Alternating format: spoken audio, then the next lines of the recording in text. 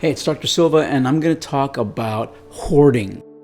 This is, as promised, this is part of the OCD series.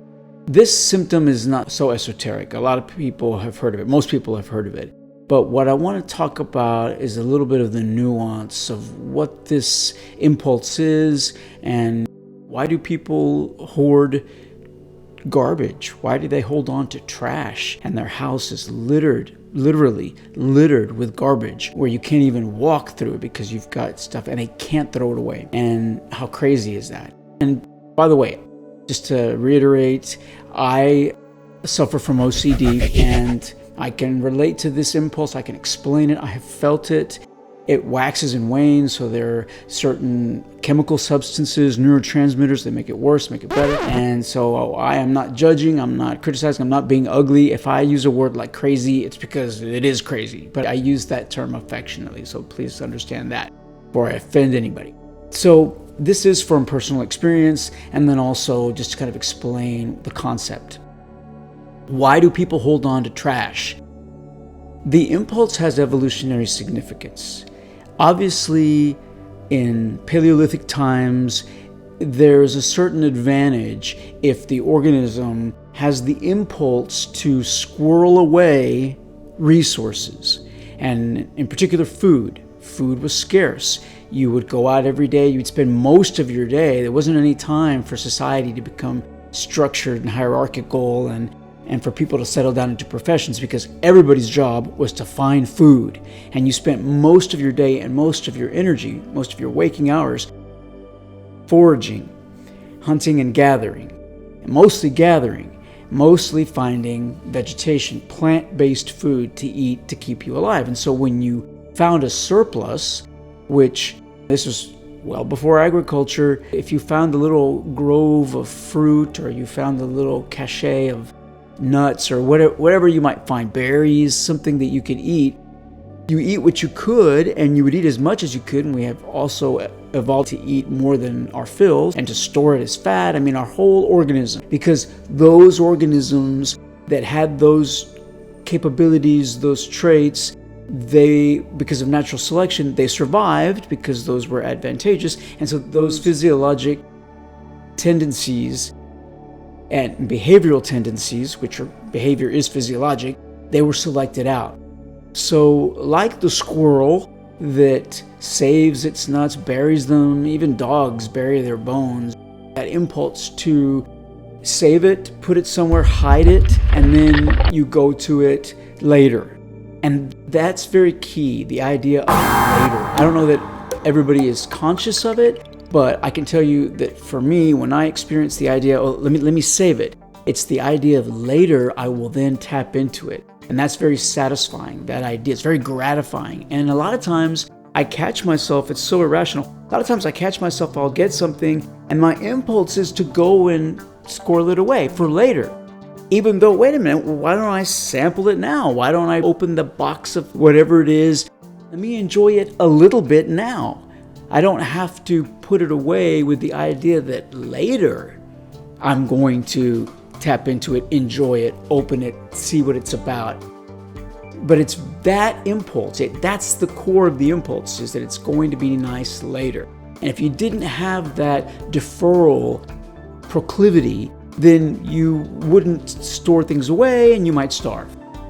That's evolution's way, right? That you want to put things away. I remember when I was a kid, because OCD is lifelong. It starts when you're a child, and it's evident when you're a child. It's one of the few mental conditions that starts very early. You see it very early. And some people grow out of their OCD. People with generalized anxiety disorder and other anxiety syndromes, a lot of times when their brain is developing when they're very young, they have OCD, but then as they get older, they grow out of it. So OCD, especially the mild, moderate forms, are not uncommon. The severe form where you're holding on to trash, that's less common, but it's a spectrum. It's the same impulse gone awry. It's the same evolutionary tendency that just doesn't fit the modern world as well, because you just don't need to do that. There's an abundance of food. When I was a kid, my dad bought me this set, and it was trucks and cars, and it was maybe a tow truck. I probably was 8 or 9. I was very young.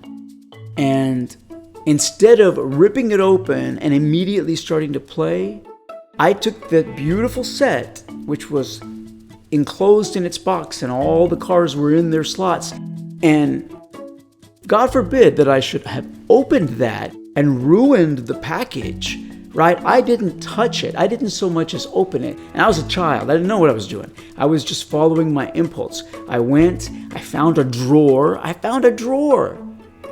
Some drawer that we don't even get into. And I thought, this is going to be a very good storage place. And I stored the box of cars and trucks so that later I would know where it is, and later I could go get it, and there it would be, and perfectly preserved in its box, unopened. I do remember that after I did that, a few minutes later I went and got it out, so I didn't wait very long to get it out. But the point is that behavior is not normal behavior. It's not typical behavior. Most children would not have had the impulse to, let me go put it up and not open it. And so it's maybe hard for people to understand. People out there who have OCD might understand that impulse. But that's just one example of behavior as a child that was influenced by OCD. And now I want to talk about collecting, being a collector. It is a parallel impulse. It's maybe not exactly the same thing, but it's very closely related, which is the joy of acquisition. Whatever it is that I'm into, whatever it is that I start collecting, and it's various things over the years, it's just different things. I might start to acquire things, and then when I realize that, they make more, and there are collector's items, ones that are out of production or out of print, or they're hard to get, or whatever it is, I can give you a lot of different examples. Art, t-shirts, magnets. You have this desire to collect them all. And that's a problem when they're ongoing, when you'll never collect them all because they keep making more. And you literally would not be able to get them, but you still wish to acquire them. And you get this impulse. You feel the adrenaline, and it's a dopamine rush when you actually get it and make it part of the collection, so you've acquired it. That acquiring is better than the having. The getting it and adding it to the collection, that act itself, and that makes sense. The behavior that should be most reinforced by the brain is the actual getting of it and adding it to the pile. Getting it and adding it to the pile is more fun than alphabetizing it, and there it is, your DVDs, your movies, or whatever you collect. I collected laser discs, guys. A bunch of clunky laser discs that were quickly replaced by the DVD. Alphabetizing it or organizing it by genre is not as good as the acquisition of it. So now I want to talk about actual hoarding. Hoarding is not just collecting. I cannot throw out certain items. Clothing, for example. I have a hard time throwing out clothing. Ultimately, I donate it. But I'm going to throw away this t-shirt. I'm going to throw away these pants, even though I never wear them and I'll never wear them again. But they're clothing. I can't throw them away. So donation has solved that problem for me. But I just have a real hard time, even if it's ratty, even if it's underwear that I've had forever, even that, it's still intact. I can still put it on, and this is embarrassing, but so I have to make myself, and I just don't have the impulse to throw that stuff away. Another thing that I have a really hard time throwing away is electronic. And I'm talking about little fuses, wires, adapters, screws, any kind of hardware, and especially electrical items that come when you buy something. Maybe there's an adapter, or there's a cord, or an extra little set of screws in case you wanted to mount it or whatnot. And even though you don't exercise those options, and you never will, you hold on to that stuff. You're not going to throw that stuff away. It's just like not throwing the box away. Sometimes I throw the box away, sometimes I don't. I remember my mom, who gave me the OCD, she would, no, you keep the box, you keep it. Why? It's not like you're going to collect it, maybe you're going to sell it someday, so you need the box. It's just the box that the thing came in. But it's a perfectly good box. You don't throw boxes away. You have an accumulation, a stack of them back there. So there are certain things that I tend to accumulate, and there are certain things that I have trouble throwing out. And even though I have 5 of those, of that type of cord with the adapter. Even though I have 5, I get another one and I don't want to throw it away. The impulse is to keep it. And there you have a glimpse, a clue of what the hoarder does. Because the hoarder feels that way about everything. I get to 4 or 5 and then I say, I really don't need another one. I still have 5 over there, but I really don't need a 6th. So I will stop. But the hoarder doesn't stop. And the hoarder also, it becomes generalized. And just about anything might have value later. Even things that are broken. Well, I might fix this broken radio. Well, I might fix it later. I'm going to fix it later. It never gets fixed and it's just a piece of junk. But it's held on to. And then when it becomes really severe because it's a chemical problem, it's not enough serotonin, you're actually holding on to garbage. You're actually holding on to food that maybe you'll eat sometime, even though it's like stale popcorn from last year. But you're going to hold on to it. These are just examples. And then it just becomes where they're literally not throwing out the trash because there might be something in the trash that might be of value and they're going to go through it later. It is the same impulse and it's just generalized. It's just extreme. It's just severe. But it's the idea that, hey, I'm going to need this. I need this. It reminds me of a play that was recently on Broadway starring Danny DeVito. It's called I Need That. And it was about a gentleman with this condition and how his family was trying to get him to throw things out. It's out there in the popular culture. People have heard about it. And I've given you some examples. Another thing that I collect, this is a blank book, and it has not been written in. And I have I come across these blank books and I think, great, I need a notebook, something I can take notes on, make, write things in. And then I bring them home, but I can't bring myself to write in them because that would ruin it. That would mar this perfect thing. I don't have the best handwriting in the world. It's not going to be like it's perfect. And so I don't want to write in them.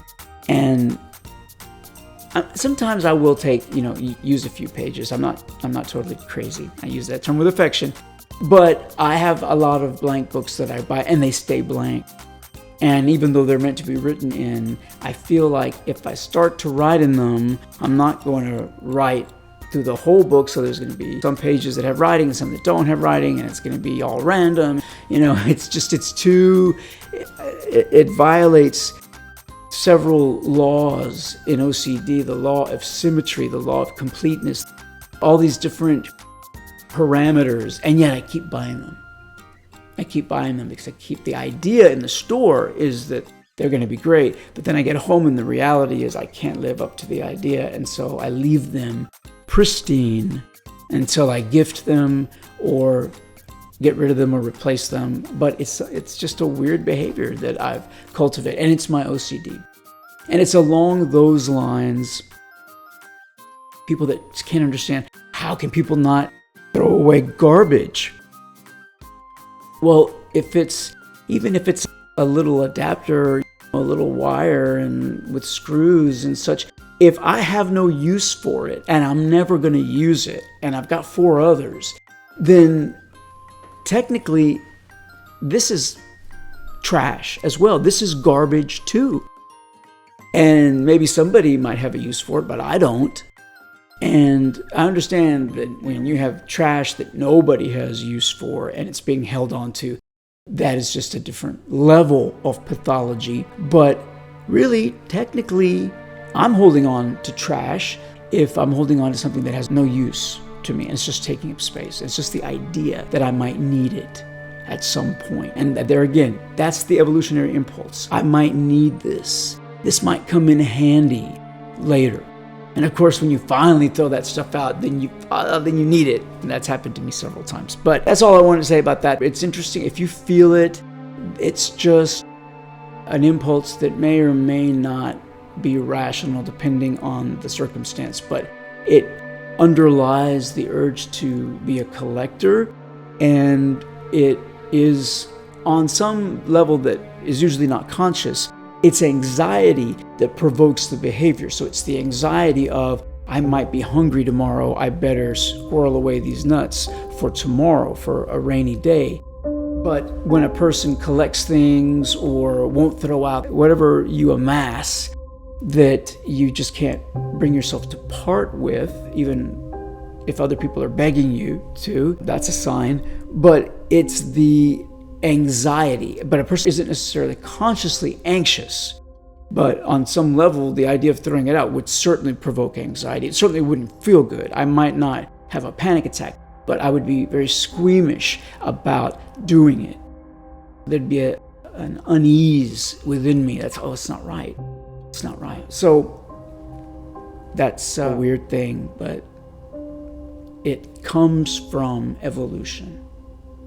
These things are not just random. There's a reason that our brains are hardwired and predispose us to those types of behaviors. It's just like an autoimmune reaction. It's just gone awry. It's just too much, and it's out of context. A lot of these things are out of context anyway because we're in the modern world, right? And so we don't have to worry about that. We don't have to worry about the scarcity of food. And so it's taken out of context, and that's what causes disease. Same thing with obesity. And the fact that we're programmed to eat more than what we need, but because there's so much food and because food is processed and so calorie dense, it leads to obesity, which leads to diabetes, which leads to morbidity and mortality. And a lot of that has to do with the fact that you have this millions of years of evolution, and then overnight, in the blink of an eye, you have civilization, agriculture, civilization, and now that behavior, that impulse, that way of being, of operating, that machine that is your brain, it's out of context now, suddenly, and it leads to disease, diabetes, or heart disease, atherosclerosis, etc. And so this is analogous. You're out of context, but also it is that instinct on steroids. Actually, not literally steroids, although steroids would theoretically make the symptom worse. But it's serotonin, it's the monoamine neurotransmitters, dopamine. It's the balance between those two and probably others. I mean, that's an oversimplification. But anyway, that's all I'm going to say. The next video that I'm going to do is going to be about not being able to finish, not being able to stop, and just one more thing, and just one more thing, which is what I'm doing right now. So stay tuned for that one. And that one is truly esoteric. And I'm going to force myself to stop right now. Thank you for listening. Thanks for listening.